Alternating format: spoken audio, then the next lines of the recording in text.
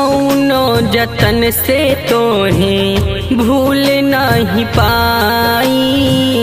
याद तू हरावे लागे जान लेके जाई। कौनो जतन से तोहें भूल नहीं पाई। याद तू हरावे लागे जान लेके जाई। कैसे हमके भूलैलू छोड़ के चल गइलू। बस यतने बता जाई तू ए जान हो एक बार आ जाई तू। ए जान हो एक बार आ जाई तू।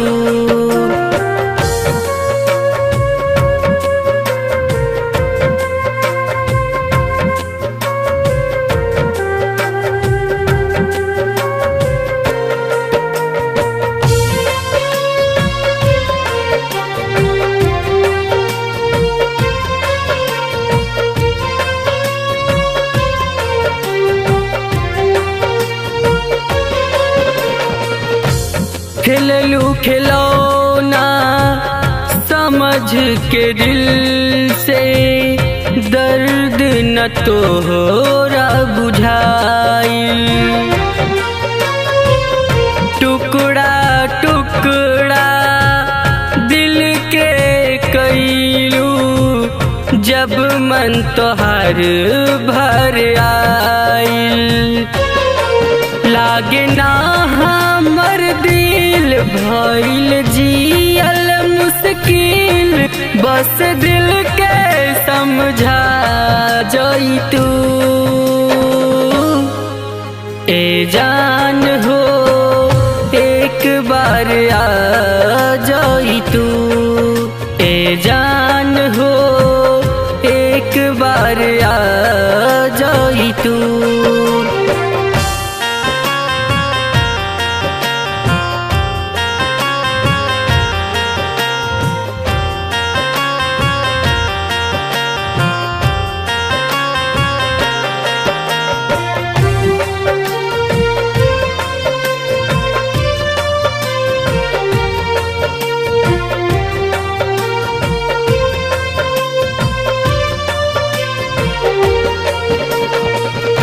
नादान दिल तोहें समझ न पाइल।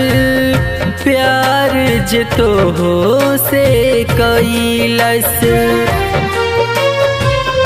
मीठी मीठी बतिया में तोहरा ई पगला झूठा हूँ के फंस गईलस। जल सगरो बदन लागे कहीं न मन। बस मन के मना जाई तू ए जान हो एक बार आ जाई तू। ए जान हो एक बार आ जाई तू।